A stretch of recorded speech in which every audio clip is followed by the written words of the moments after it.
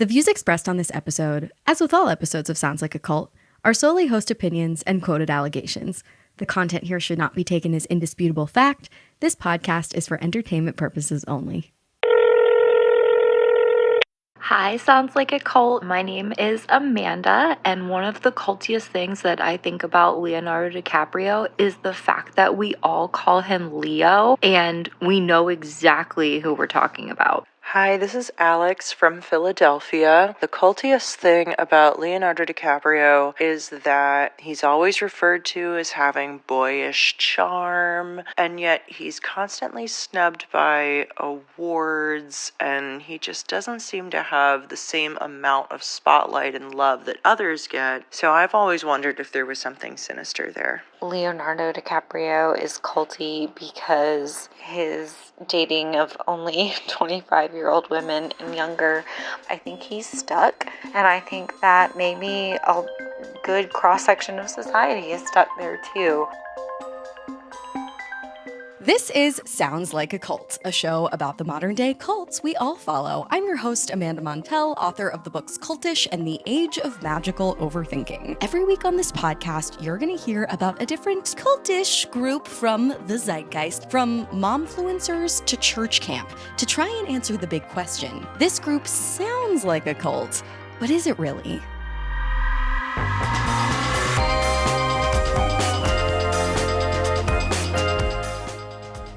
And if so, which of our cult categories does it fall into? A live your life, a watch your back, or a get the fuck out level cult? After all, not every modern day group that looks all fanatical and fringy is actually all that destructive, and yet there are plenty of groups that seem totally acceptable and mainstream, yet they could low-key ruin your life in a cultish way.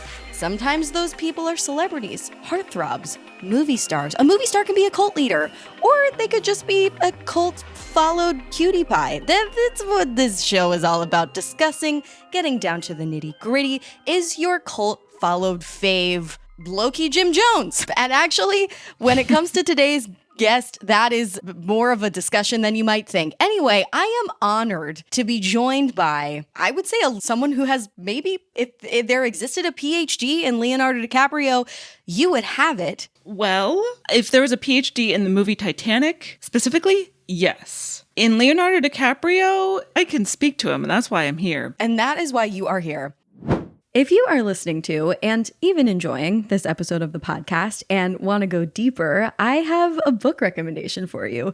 This is your host, Amanda, by the way, and the book is called The Age of Magical Overthinking, and I wrote it. I poured my heart into this book, and I really think you might like it. It's about delusion and obsession in the information age, and how the ways in which our minds naturally work are clashing with our current culture. Every chapter explores some confounding irrationality from contemporary society, including extreme cycles of celebrity worship and dethronement, mass embrace of Instagram manifestation gurus during times of crisis, and why our bodies sometimes enter literal fight or flight in response to something as objectively non-threatening as a curt email from a coworker. The book blends social science with pop culture analysis and personal stories. And if you prefer audiobooks, I recorded mine myself, so it's kind of like an extension of the podcast.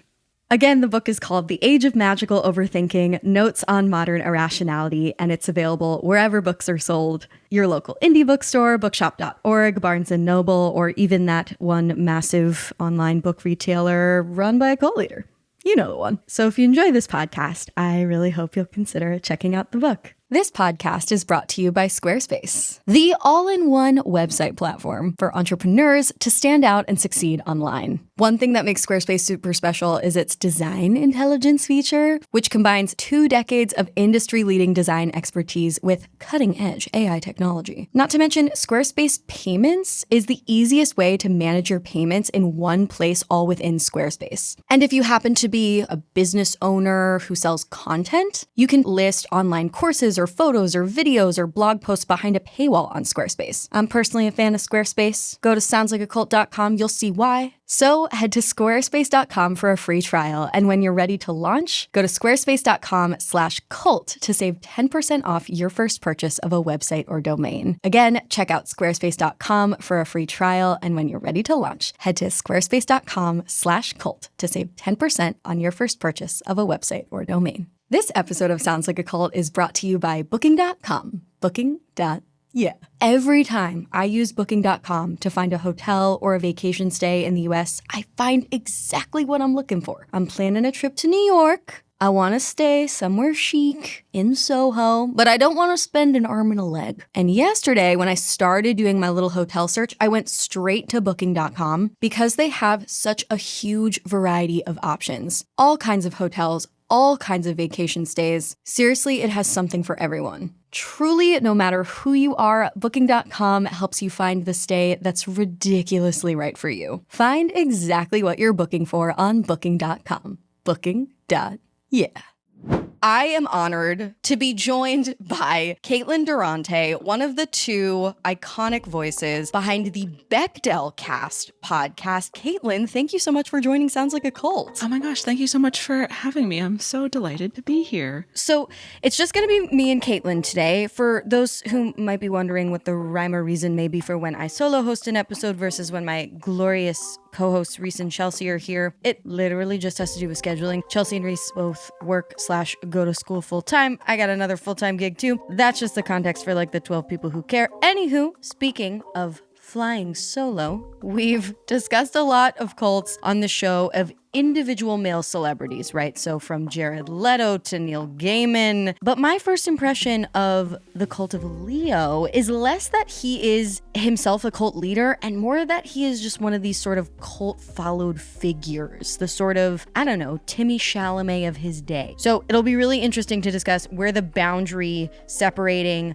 cult leader and cult followed figure might be. And I'm super fascinated to be here with you, Caitlin, to interview someone who has thought so very much about this man, all in an effort to figure out where he lands along our culty spectrum. Happy to be here. So, Caitlin, I had the joy and the pleasure of appearing on your delightful podcast, the Bechdel Cast, to talk about the film Poor Things. Yes. Just to intro the culties to you and your work, could you tell us a little bit about yourself and your connection to Titanic/Leonardo DiCaprio? Happy to. So my podcast is called the Bechdel Cast. It is named after the Bechdel test, which I imagine most people are familiar with by now, but if you're not, it's a media metric. The general version is a movie or piece of media will pass the Bechdel test if two women speak to each other about something other than a man. So my co-host, Jamie Loftus, and I took this very basic jumping off point and used it as a springboard to talk about movies through an intersectional feminist lens. So we do spend a minute or two of every episode discussing whether or not the movie we are examining passes the Bechdel test, but the rest of the other 2 hours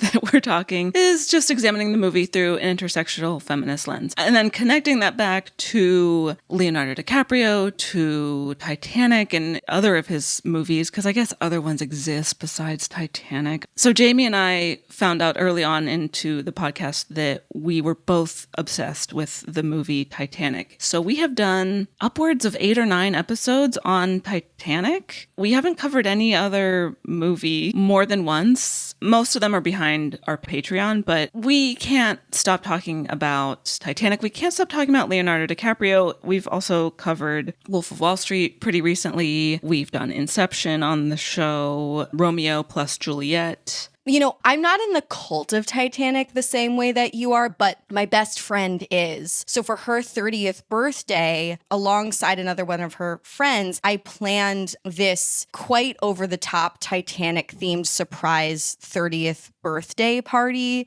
I purchased a Leonardo DiCaprio life-size cutout for $100. Why are they so expensive? I don't know. That's wild, but good on you. Thank you. Yeah, the main activity of the birthday was I got her a very slinky piece of rosy lingerie, and she laid about a sofa, and all of the guests had to paint her like one of Jack's French girls, and she chose a winner who won a Titanic-themed prize. It was a little seashell lamp. It was very cute. I just needed to express that, like, I have dipped a toe into the world. I love that for you. You're describing my dream party. I kind of am upset that I was not invited to this, even though I don't know your friend. It reminds me of, remember when Adele threw herself a birthday party and it was Titanic themed, and she's like very rich, so she was able to afford very decadent costumes, and just what I'm saying is I want a Titanic themed party, and I haven't had one, and it's a crime. There's just so much fodder. It's such a rich real life event, and also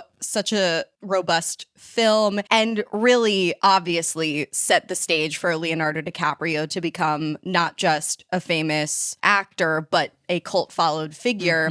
We will see if this episode of Sounds Like a Cult passes the fucking Bechdel test. A lot of our episodes don't, because famously, cult leaders Are men? tend to be men. not always. Gwyneth Paltrow, we see you. Teal Swan, we see you. Anywho, Caitlin, when we were coordinating this episode, it was because we had gotten acquainted. We were trying to think of a film-related cult to cover on the show that you felt passionate about. The two options that you and Jamie put forth were Titanic / Leonardo DiCaprio and Shrek. I gravitated toward Shrek because that's demented and strange and truly fringe. And the cult of Shrek that you had only just started breaking down for me, I was like, how is Shrek a cult? You started breaking down the rituals and the culture, and I was like, that's fucking bonkers. I really want to do that. But I also don't want to sabotage my listenership. Let's have the listeners vote on what they would rather hear about. And unfortunately / fortunately, the cult of Leonardo DiCaprio won. Hopefully one day we'll get to do the cult of Shrek just for me, just for us. I understand, though, why people wanted us to cover Leonardo DiCaprio, because he represents such a wide spectrum of things that the word cult can mean. Like, he is a cult followed figure, but he also has some more serious culty controversies under his belt. When I say the cult of Leonardo DiCaprio to you, Caitlin, what instantly comes to mind? I would say the two things that people are kind of obsessed with regarding him are his dating history and his failure to get an Oscar for so long and being constantly snubbed and then finally getting one and then being snubbed again several times, and people's obsession with whether or not he has as many Oscars as they think he deserves. Okay. And both have to do with fanaticism, because he is at once this former heartthrob who has sort of like fallen from grace, but also he's an underdog because he hasn't been awarded the accolades that his fans think he deserves. And that sort of like push-pull of being like a creep, but an underdog, a heartthrob, but a creep. That is such a recipe for cult-like fascination. I wanted to set up just some fast facts about Leonardo DiCaprio. So, Leonardo DiCaprio, full name, Leonardo. Do you know his middle name? Yes, I do. Wilhelm? We've got Leonardo DiCaprio. And then Wilhelm?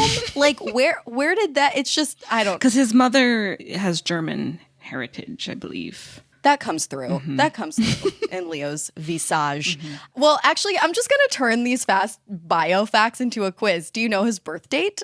Oh my gosh, I should know this because we do kind of observe it on the Bechdel cast sometimes. Like a holiday? And we'll like post about, well, not to be getting off topic so soon, but something that I feel like gets left out of the idea of Leonardo as a cult figure, or just the following of Leonardo DiCaprio, is how often he is in his movies fully clothed and underwater, swimming around. He falls in the water. It happens like in 9 of his movies, and it's fascinating. So we made a post about it, and then every so often, usually on his birthday, we'll be like, happy birthday to the actor who apparently has it in his contract that he be underwater, fully clothed. Maybe subconsciously, or if I were taking a conspiratorial stance, consciously, these writers and directors are like, the fans expect a motif where a Leonardo DiCaprio is being heroic, but being underwater, you're like a little vulnerable. Ooh. It's like a kind of juxtaposition of masculinity and femininity, that position, I feel. Oh, okay. Yeah. I mean, I like where this is going. I was thinking when he's not like fully submerged in water in his clothes, he's often being like rained on. So in other movies where he's not all the way underwater, there will be wetness, water splashing on him, rain coming down on him. So he's always wet, basically, is the point. And I also think it contributes to like, it's just more dramatic when there's like a downpour on the actors, a big climactic moment or a big profession of love. It's more dramatic when there's rain. So I think honestly, the rain and the wetness is used by the filmmakers to kind of trick us into thinking he's a better actor than he is. Okay, here we are already. I know Oh we're still on God. the trivia of when his birthday is, which I don't know. All's to say he was born on November 11th, 1974. Okay, good for him. 11/11, make a wish. Very lucky. We're also recording this episode the year that he turns 50. Yeah. So he is now officially twice as old as the cutoff age for his Yup. romantic partner. That's numerology right. numbers. Okay. Ooh. He was born in LA. He's an LA native. He was baptized by the cult of Hollywood. And his breakthrough role, one could say, was, Caitlin, do you know? The film was 1993's What's Eating Gilbert Grape? This Boy's Life. Okay, that one too.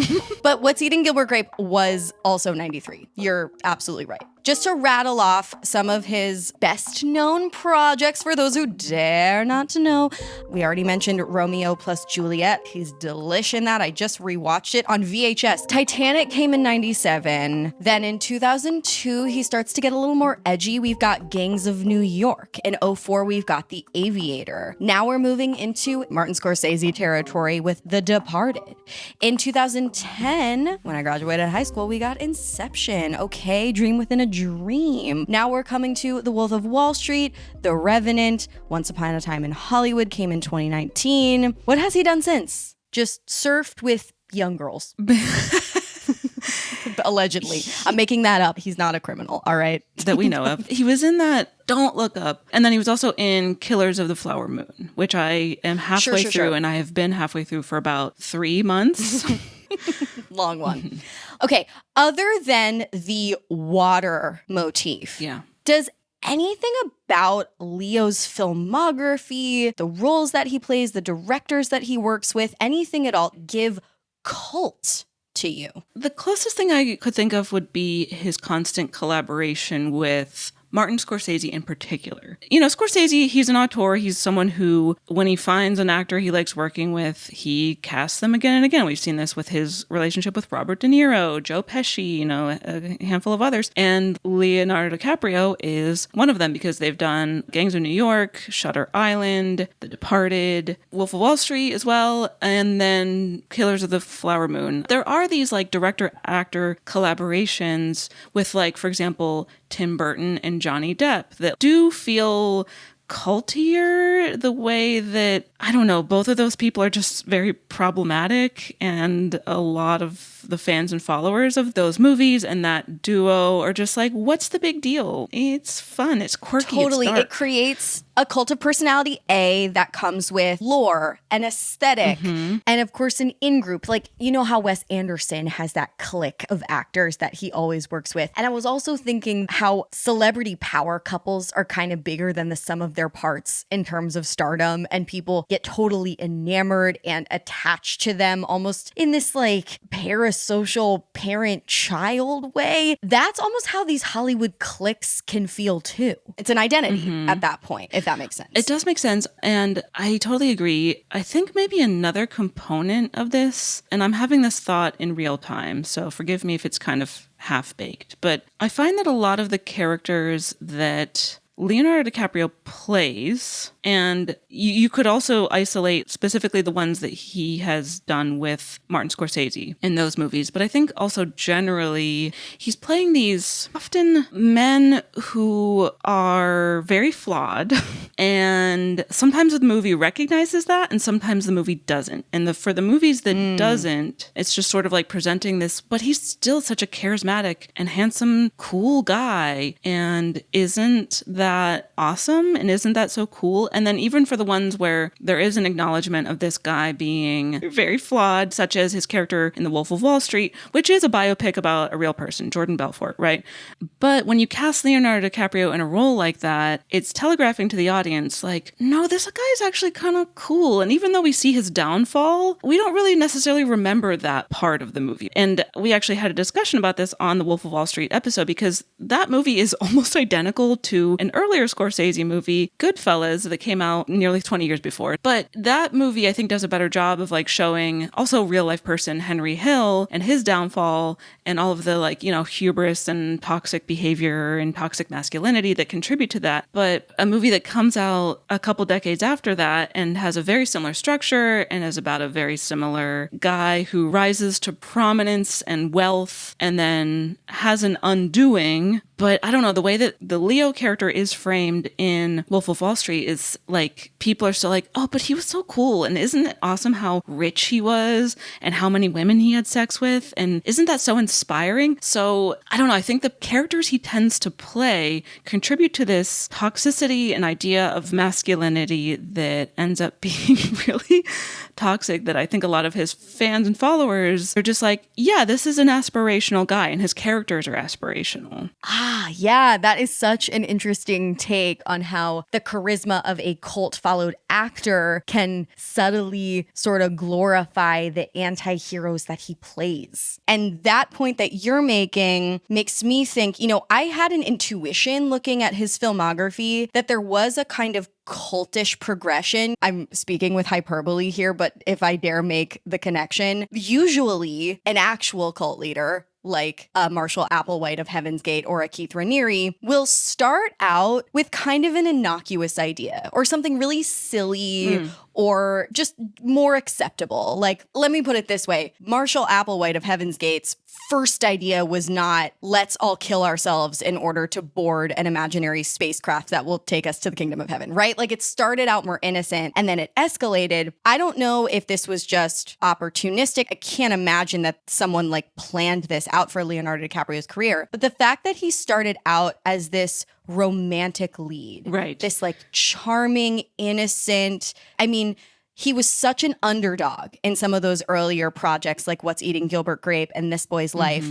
And then he became this heartthrob that an entire generation was just goo goo gaga. And so he established himself as a Harry Styles, Justin Bieber type, only to then go on and play these very problematic men in these violent films, but he'd already made America fall in love with him. So it's like a sneaky way to introduce an audience to the idea that like a cute boy can get away with anything. Yeah, because he's this heartthrob in Romeo and Juliet and especially Titanic. And that's kind of the instigator of this Leo mania. And never again does he play any kind of like heartthrob character or like romantic lead that would encourage the audience to be like, ooh, I want to be with him. His little blonde locks falling into his eyes as he draws you like one of his French girls. That doesn't happen again for the rest of his career, I don't think. Right. He goes on to do a few movies in the late 90s that were mostly like critical flops / things that like have mostly been forgotten by the zeitgeist, like Man with the Iron Mask. He kind of falls off for a little while, and I think he was like deliberately trying to distance himself from this like heartthrob Leo mania persona. That's not the actor he wanted to be.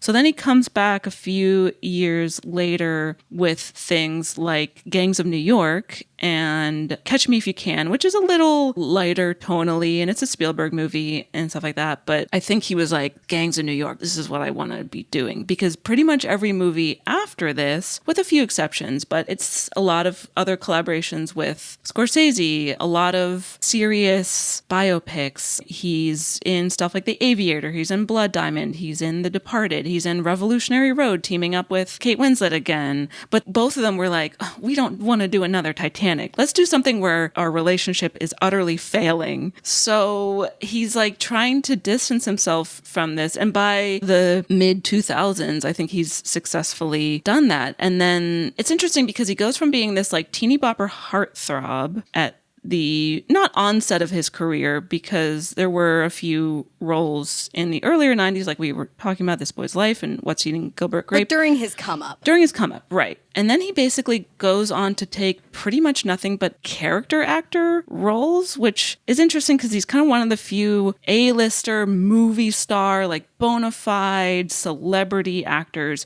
who's also a character actor. Like Johnny Depp, another person who we could do a whole Sounds Like a Cult and should do a whole Sounds Like a Cult episode about. Right. And it's occurring to me how sinister it is that in order for an actor to be taken seriously in Hollywood, they have to reject things that girls and young women like. Oh my gosh. Yeah. No, in order to win an Oscar or to try really, really, really, really hard for a long time to win an Oscar and then fail and then finally succeed. But you know what I mean? That's Leo's story. I have to slough off this persona that makes women interested in me and my work because that's frivolous. And that is not Oscar worthy. Instead, I have to be this violent anti-hero in order to be respected. And I find that so culty, reflective of the larger cult of Hollywood, and also probably reflective of some values that he holds. I would say so, based on his behavior in life. I have two other examples of this, and I'm sure there are more, but the two that pop to mind are Matthew McConaughey. There's a long chunk of his career in the late 90s, early 2000s that he's pretty much only doing rom-coms, and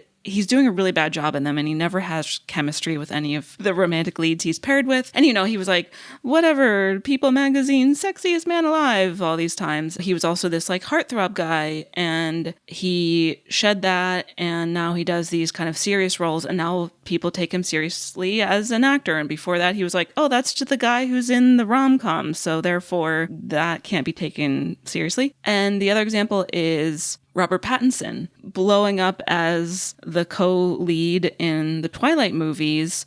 And, you know, were those movies good? No. Were they very problematic? Yes. But there is something about movies, or just media in general, that is targeted toward teens and tweens and young girls and young women that, like you said, gets so dismissed by the pretentious Hollywood elites that even if there are examples of movies like that being really good, they'll still be dismissed. But anyway, he wasn't taken seriously as an actor until he got away from Twilight and started doing these other roles. So yeah, it's a common trend.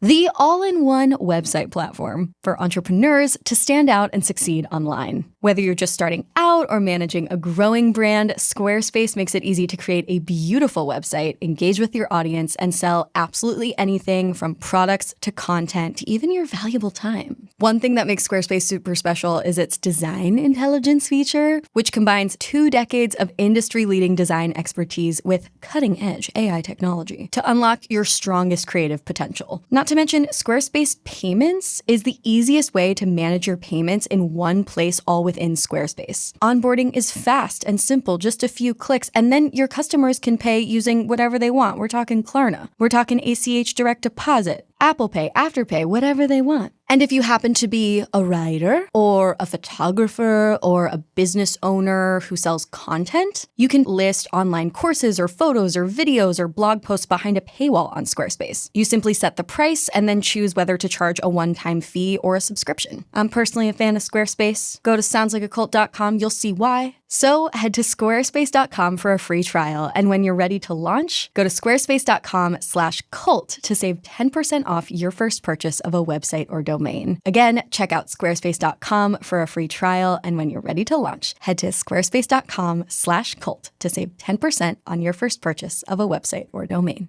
This episode of Sounds Like a Cult is brought to you by Booking.com. Booking.yeah. All right, I'm being very sincere when I tell you that every time I use Booking.com to find a hotel or a vacation stay in the US, I find exactly what I'm looking for. I just did this the other day. I'm planning a trip to New York. I want to stay somewhere chic in Soho, but I don't want to spend an arm and a leg. And yesterday, when I started doing my little hotel search, I went straight to Booking.com because they have such a huge variety of options. All kinds of hotels, all kinds of vacation stays. Seriously, it has something for everyone. I actually remember using Booking.com last year in Portland when I was on book tour. I loved that hotel. It came with robes. There's nothing like a night in a hotel robe, watching hotel TV.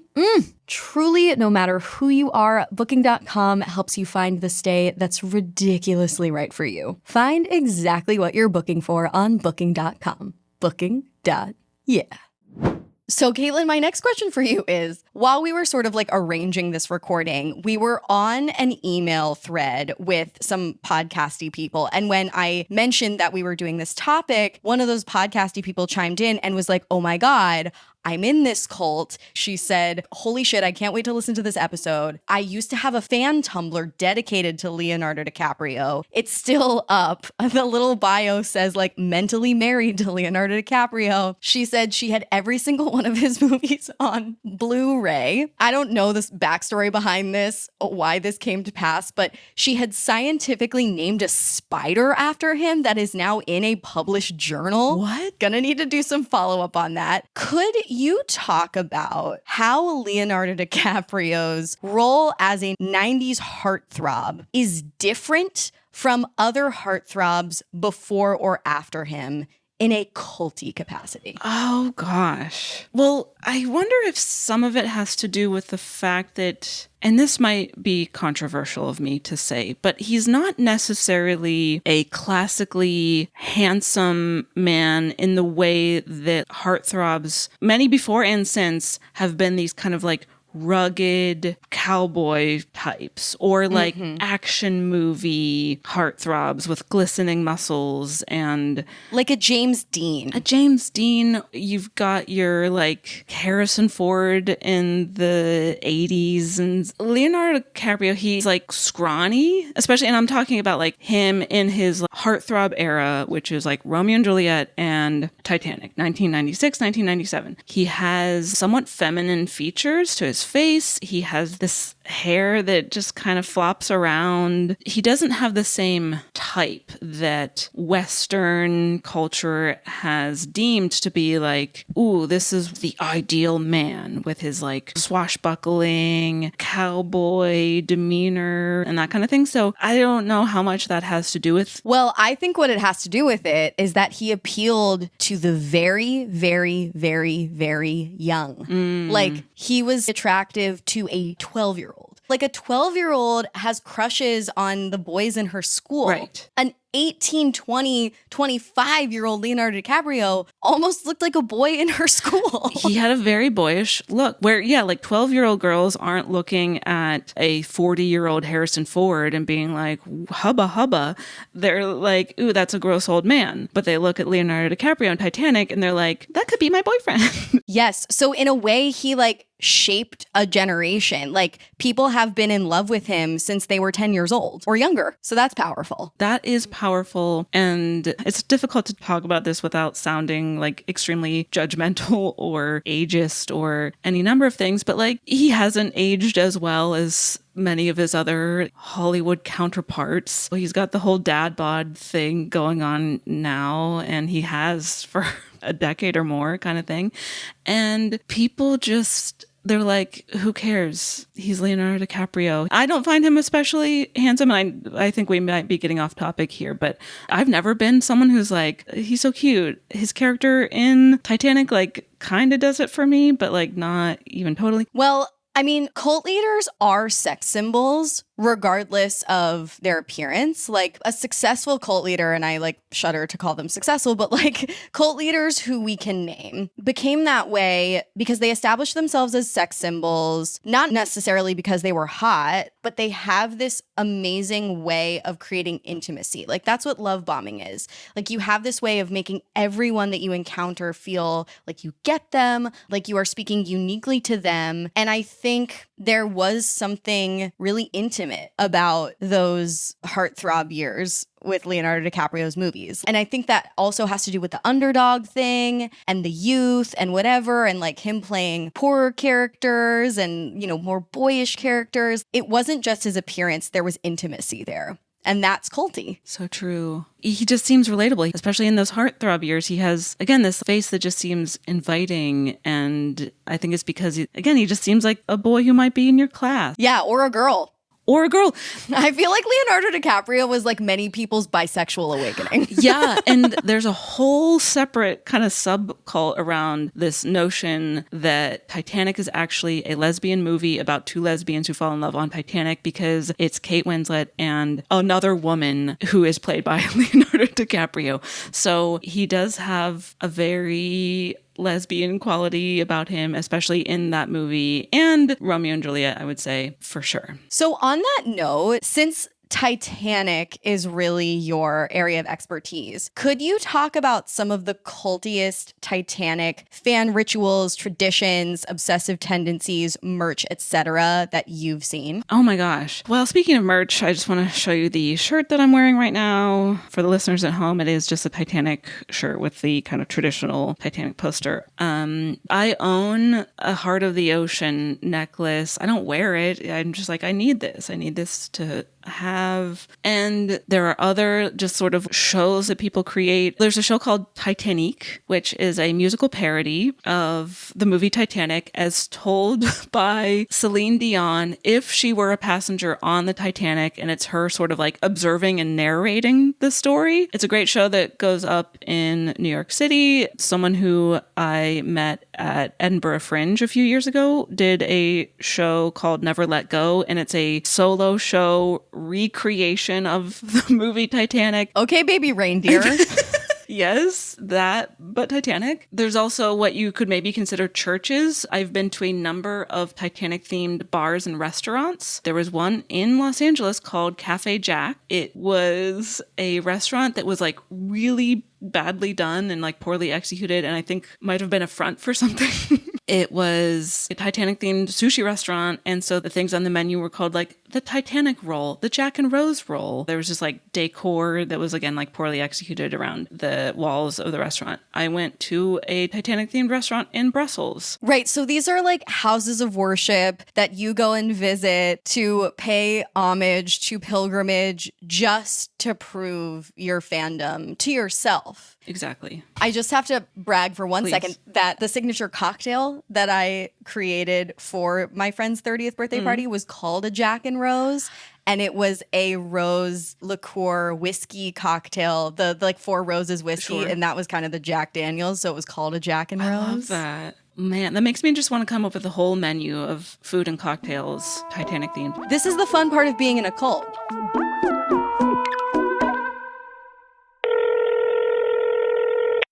Hi, sounds like a cult. My name is Mary, and I'm from California. And I think Leonardo DiCaprio is a cult, or I guess a cult leader, because I fell in love with him in Titanic when I was 6 years old. And even though now, as an adult woman, I am fully aware of what a creep he is and his reputation, he is still very much my hall pass in my marriage.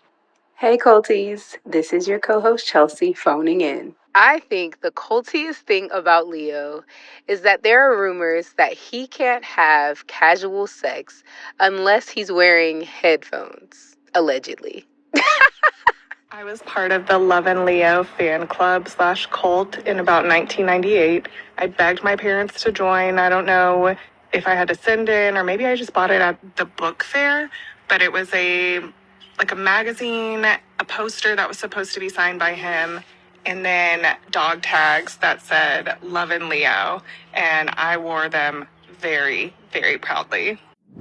This is a PSA for anyone who rents their home. If you haven't heard of Built, well, then you're clearly not up to date on Sounds Like a Cult episodes, but also you're gonna thank me. Listen carefully. Earning points on your rent is now a reality when you do so through Built. You don't even have to check with your landlord before you start earning points on your rent that you can use toward flights or hotel stays, fitness classes, or even your next rent payment. Let me break it down for you. There's no cost to join Built, and as a member, you'll earn valuable points on rent and on your everyday spending. Built points can be transferred to your favorite hotels and airlines, and even the ones you haven't heard of. There are over 500 airlines and 700,000 hotels and properties around the world you can redeem your Built points toward. Points can also be redeemed toward a future rent payment and unique experiences that only Built members can access. So if you're not earning points on rent, my question is, why not? Start earning points on rent you're already paying by going to joinbuilt.com/cult. That's joinbilt.com/cult. Make sure to use our URL so they know we sent you. Joinbuilt.com/cult to start earning points on your rent payments today. So thus far, we've been applying a sort of overly analytical lens to things about Leonardo DiCaprio that may or may not have been executed on purpose, just kind of trying to understand why he's been elevated to this culty status in a way that almost doesn't have anything to do with him. Now I want to talk about some things that he has actually done that are culty and controversial. Yeah. So the first thing is the sort of savior status surrounding his environmental activism. So I remember a time in the early 2000s when Leonardo DiCaprio had recently founded the Leonardo DiCaprio Foundation, advocating for climate awareness and wildlife conservation, and was establishing himself as a sort of climate hero. He was the first person I ever knew about to own a Prius. Regina George wore army pants and flip-flops, so now I'm wearing army pants and flip-flops. Leonardo DiCaprio got a Prius. My parents got a Prius, and I remember them referencing him. That's so funny. They were loving that about him. So he was lauded for this activism that he was doing, only then to be accosted with accusations of hypocrisy due to his use of private jets and yachts, while in the same breath advocating for all of these causes. And there has been all this public scrutiny over his carbon footprint. Do you think Leonardo DiCaprio's environmental hypocrisy is culty, or do you think it is just typical celebrity, imperfect, fallible behavior that always comes with celebrities getting involved with any kind of activism? I feel like there is a culty component to it, and you're far more the expert on this than I am, but my impression of cult leaders is that some of them don't even believe the thing that they're culting about. It's just that they see this as an opportunity to gain power or gain money or influence, and they just want control over other people. And so they just kind of invented a thing, or they are pushing forth an ideology that they know people can get behind, and that they have the skills to get people to get behind them, like so many leaders of like mega churches. So I think that actually is very culty, this hypocrisy of like him saying one thing and then almost placing the responsibility to like, oh, well, I don't need to watch my carbon footprint because I'm above that. I'm too famous and rich and beautiful for that. But all you peasants out there, you should be the ones to do it. Yeah, to go so far as to like establish yourself as a leading voice in this charitable space, dealing with an existential concern. It's not like his activism has to do with, I don't know, the local cat sanctuary, which is existential for us as cat lovers. But like, you know, that's a little more humble. It's less savior complexy. I would argue that like the most important issue, listen to me, like the most important issue facing our society is like the environment. A hot take. And here comes Leonardo DiCaprio being like, I'm going to save us, but do as I say, not as I do, because ultimately I am a movie star. Yeah, I'm above the thing, and so I can do whatever I want. You know, they say that in addition to flying, one of the worst things that you can do for the environment is procreating. So counterpoint, and we haven't gotten here yet, but maybe his pattern of only dating women who are not like of appropriate age is to save the environment through not procreating and becoming fat.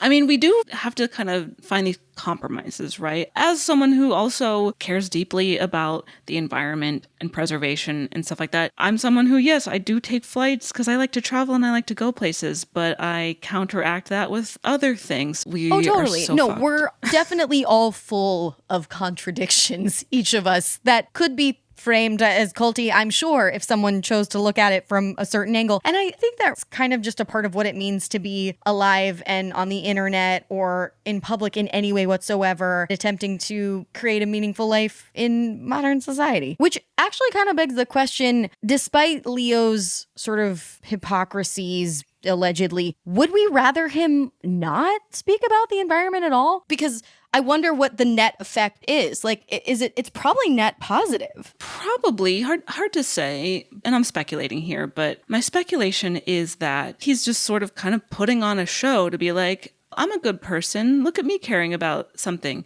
I don't know. And this might just be me here. But for me, his activism is not so much about what he is doing, but what he is not doing. And it's not as though I'm saying like every celebrity's responsibility is to talk about every single issue facing the sun. Oh, I think it's definitely not. Totally. But also, for me, it's such a... And again, maybe this is another one of my half-baked opinions here, but I feel like he's like one of the most popular and influential people in Hollywood, and he has a position to advocate for far more marginalized people. He has a production company. He could be funding projects that marginalized filmmakers are making, but he's not really doing that. Instead, he's just like, drive a Prius. Well, celebrities' role in activism, it really is such an interesting and sort of charged subject. On my other podcast, Magical Overthinkers, we have an episode on celebrity worship that goes more formally and less cheekily into the sociology of this subject. But I will say it is a relatively new, like past 20 years phenomenon that so many of us expect the celebrities that we admire not to just entertain us, but to save us, especially with certain cult-followed women. Mm-hmm. And if I may, this connects to something called the halo effect, where a larger-than-life figure advocates for one cause that some of their fans care about, and then some jump to the conclusion that that celebrity should then align with them on every other cause too, and when they don't, they become disappointed. Right. Now, I think if a celebrity is moved to speak out about a specific cause, whether it's the environment or more just labor practices, I don't think we should discourage that or tell them to stay in their lane.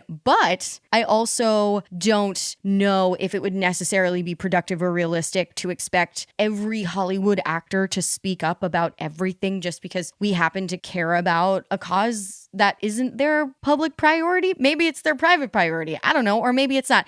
Part of what's interesting about discussing the cult of celebrity in 2025 is that expectation that they are not just here to amuse us, they're here to save us, and that pop stars and actors are our new sort of clergy. Yeah. To be honest, in my real life, I truly like to just give most people the benefit of the doubt. But in the interest of melodrama and discussion for the sake of this show, we can certainly make certain speculations. Like, perhaps, if anything, Leo DiCaprio is able to get it up for the environment because, like, he too lives on planet Earth. I don't know. I get upset with people who have all this power and influence and wealth and only care about issues that directly affect them. That's such a privileged place to be. I get fucking bitter about people in tech. Like, Hollywood money and Hollywood influence is pennies compared to the type of power and influence that people have in the business world, in tech. Those blessed, invisible, powerful people are the people who make me fucking angry. Yeah. What is this podcast about? I'm just kidding. It always gets here, though. Yeah. It is just a fascinating, ongoing discussion that I don't have the answers to, and I don't think anybody has a perfect take about, is like, what is the role of a celebrity in activism, politics, making the world a better place? There's no playbook for like how to be an A-lister and a good person.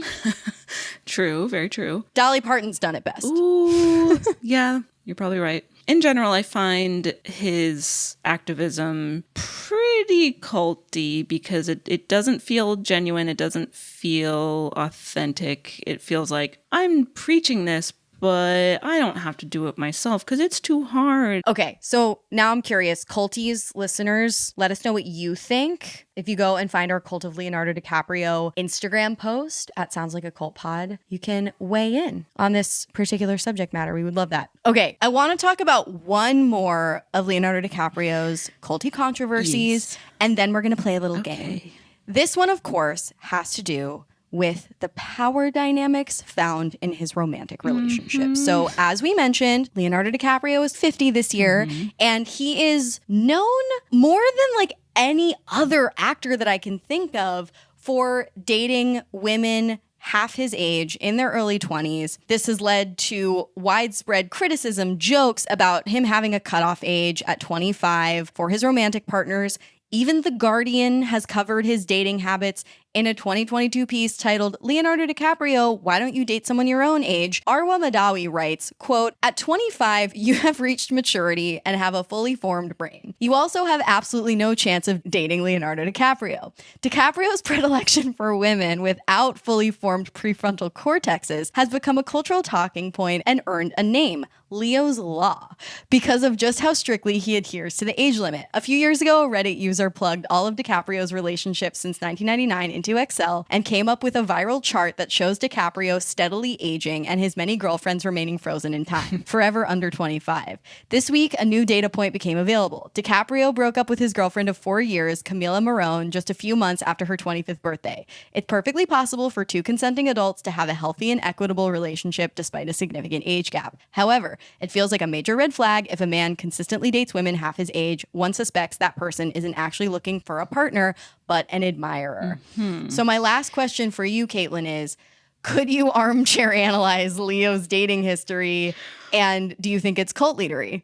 I think it's so culty, the way that, again, cult leaders often just want to find a way to access power and control over other people. And it's not the age difference necessarily, although dating someone half your age, there's bound to be a major power imbalance, but the case by case basis kind of thing. But the fact that he's made this such a pattern, and the fact that there's all this context, which is that women under the patriarchy are valued for their youth and their beauty. And once women start aging, they become far less valued by society. And so because he keeps dumping women when they turn 25, or just keep going after these, very classically beautiful, all of them are like supermodels, right? So it's, he's got a type and he's got an age, and he keeps going for it and going for it and going for it. And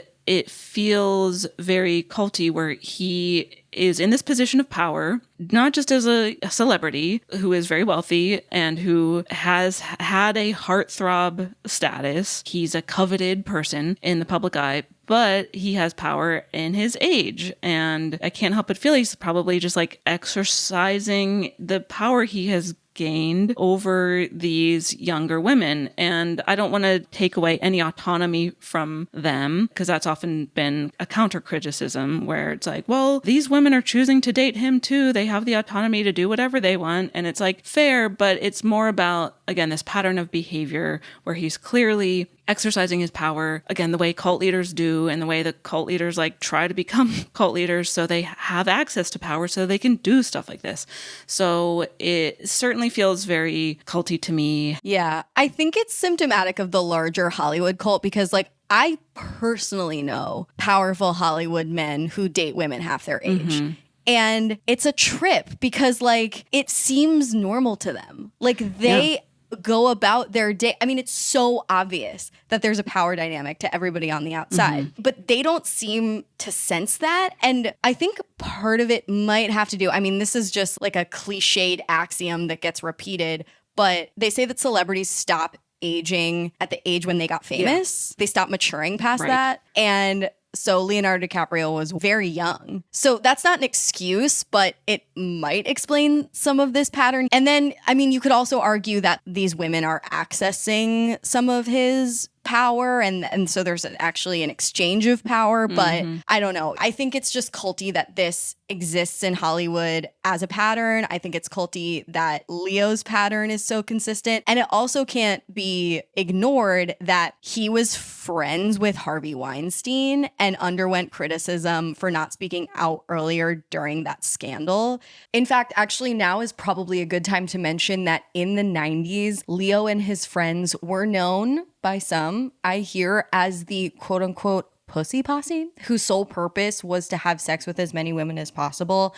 Reports have been made that Leo's father encouraged him to lose his virginity at the age of 6, which is super fucked up. And throughout his life, he was surrounded by a kind of maybe allegedly sus quantity of sexual predators, from the aforementioned Harvey Weinstein to Brian Peck, a predator who we talked about in our Nickelodeon episode. David Blaine, Leo's own manager, was a predator. So I don't know, where sex and Leo are concerned, there's definitely plenty of reason to get the ick, and yet his reputation is still that of a dreamboat. So that's just like another data point contributing to this general feeling that like, oh, that's culty, that he keeps engaging in this behavior. Yeah. It's interesting too how it is analogous, I think, to a lot of movie franchises where, let's look at like Mission Impossible movie. It's always the same lead where it's like one big movie star and he's consistent throughout, but then there's like the love interest, usually a different one in each movie, and they never get older. They cast new actors who stay the same age, and the guy is getting older and older and older, and it's like, well, we need a new woman, a new fresh face for this new installment of the franchise, and she has to be, 26, can't be older than that, even though this guy is pushing 50 or 60 in like the Tom Cruise example. And I'm sure people will be like, but there's the same Rebecca Ferguson's in several of the things, whatever. But you like watch any franchise like this, and it's like the man keeps aging and he stays consistent throughout, and the woman is always recast and she stays the same age. They don't cast anyone who is the same age. Yes, there is such permission in Hollywood from every angle for these dynamics, and yet Leonardo DiCaprio seems to be representing them like the most extremely. Yeah, and in real life and not like a movie. This is his real life, and it's like maybe life shouldn't imitate art in this example.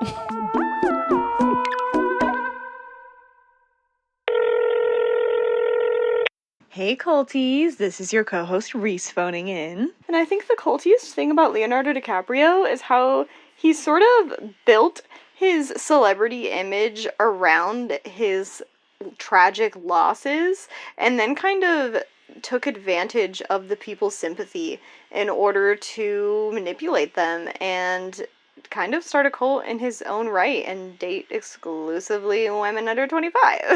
I've never found him super cute or attractive. Titanic was just okay. Hashtag hot take. I don't get it. I don't get the obsession. I don't get the infatuation. And I think that he clings to youth as a way to stay relevant. I think he's a great actor. Gotta give kudos.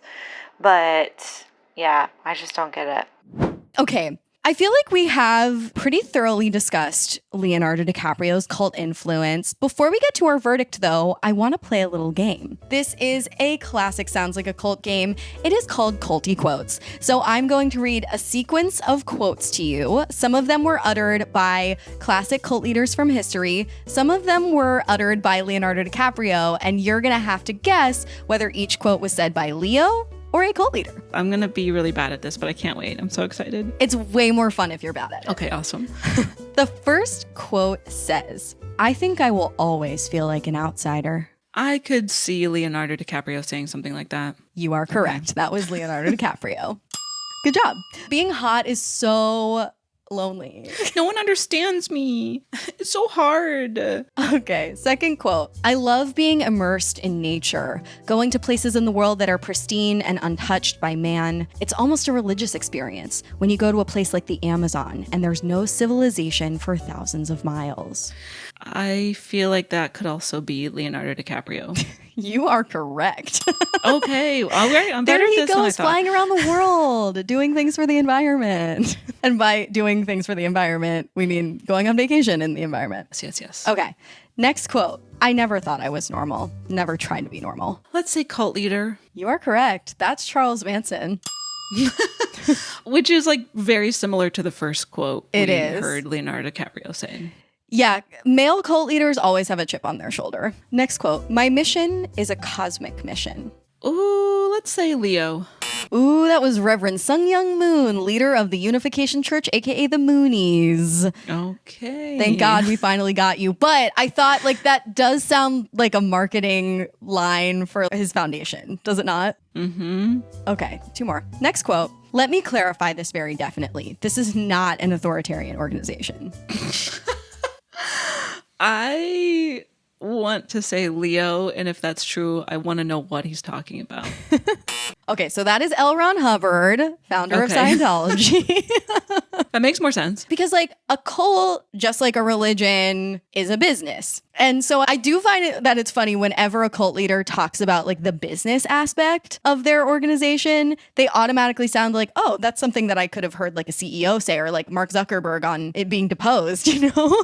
Right. Also, another example of someone who didn't believe the cult they invented. He was a science fiction writer who's like, I'm just going to invent a religion and try to get rich off this because I wasn't a very successful writer. Listen, So, again, chip there on you that go. shoulder. But it's good to be nimble. It's good to pivot, you know? He's so versatile, just like Leonardo DiCaprio. He has so much range as an actor. Yes. All right, last quote. I'm not the kind of person who tries to be cool or trendy. I'm definitely an individual. That's got to be Leo. Ding, ding, ding. Okay. That is Leo. That's such bullshit. He cares so much about his image. Like, Without question. why else would he be dating 25-year-old supermodels?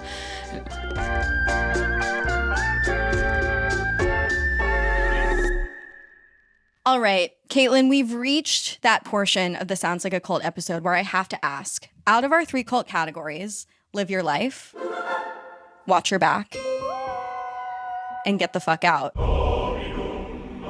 Which cult category do you think the cult of Leonardo DiCaprio falls into? Ooh, this one feels a little tricky because it doesn't feel that harmful to belong to the cult of Leonardo DiCaprio, at least on the surface. But if you are a kind of like dude bro who's like, he's my fucking idol and I love this guy and I love his characters, they're so aspirational, that's an ideology that's like contributing to the downfall of the world, i.e. the patriarchy. So I don't know. I would say it's probably the first one, because it's not that harmful, but like the psychology of celebrity obsession. You know, you do have these like figures who people become obsessed with, celebrities who we idolize and we say, oh, they can do nothing wrong. And obviously he's faced his fair share of criticism, but he's still a very prominent figure in Hollywood. I don't see him going away anytime soon. I think your instinct is right. I think it's a live your life.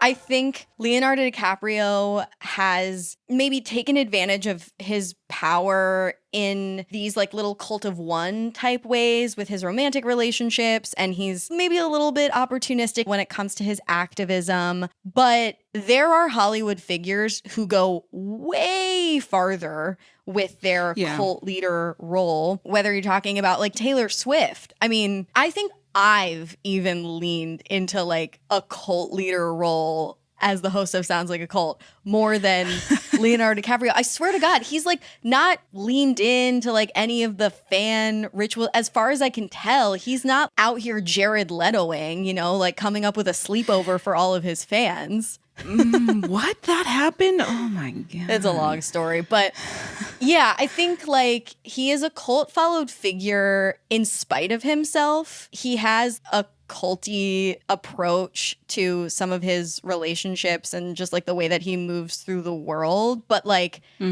as far as the cult of Leonardo DiCaprio overall, I think it's a live your life. Like if you want to throw those Titanic parties, invite me to co-host. Like have a great old time, live your life. You're going to make some delicious cocktails. And yeah, it feels pretty harmless for the most part. And I think the way that he's exploiting his power as a cult leader is mostly to get beautiful girlfriends. Yeah. So, you know. And he's not even trying to have more than one at the same time, really. I mean, he probably is, but like not in a way that's special. The ways that he is problematic, I don't even necessarily think are all that culty. Could be worse, for sure. Well, that's fucking boring. I'm just kidding. I am glad that we talked about this. I do hope to do Shrek in the future. Oh my gosh, please. We'll circle back. Caitlin, thank you so much for being here. If folks want to keep up with you and your work and your pod and your cult, where can they do that? Oh my gosh, you can follow the Cult of Caitlin Durante on my Instagram at Caitlin Durante. Actually, I am a bit of a cult leader in the sense that I have convinced so many people to watch the Paddington movies. I can't wait to watch it. I've heard such good things. Well, join my cult. Paddington Bear is one of my style icons, along with Madeline. Yeah, those duffel coats and those wide-brimmed hats. That's what I'm saying. Primary colors. Yup.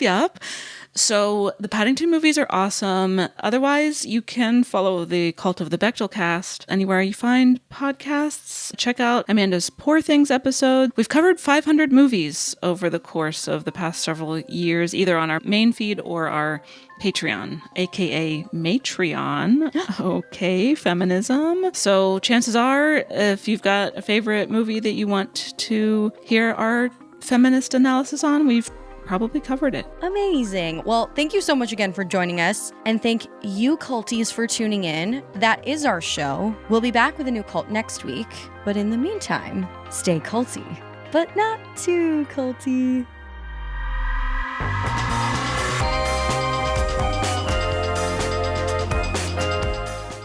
Sounds Like a Cult was created by Amanda Montell and edited by Jordan Moore of The Pod Cabin. This episode was hosted by Amanda Montell. Our managing producer is Katie Epperson. Our theme music is by Casey Cole. If you enjoyed the show, we'd really appreciate it if you could leave it 5 stars on Spotify or Apple Podcasts. It really helps the show a lot. And if you like this podcast, feel free to check out my book, Cultish, The Language of Fanaticism, which inspired the show. You might also enjoy my other books, The Age of Magical Overthinking, Notes on Modern Irrationality, and Word Slut, A Feminist Guide to Taking Back the English Language. Thanks as well to our network Studio 71. And be sure to follow the Sounds Like a Cult cult on Instagram for all the discourse at Sounds Like a Cult Pod, or support us on Patreon to listen to the show ad-free at patreon.com/soundslikeacult.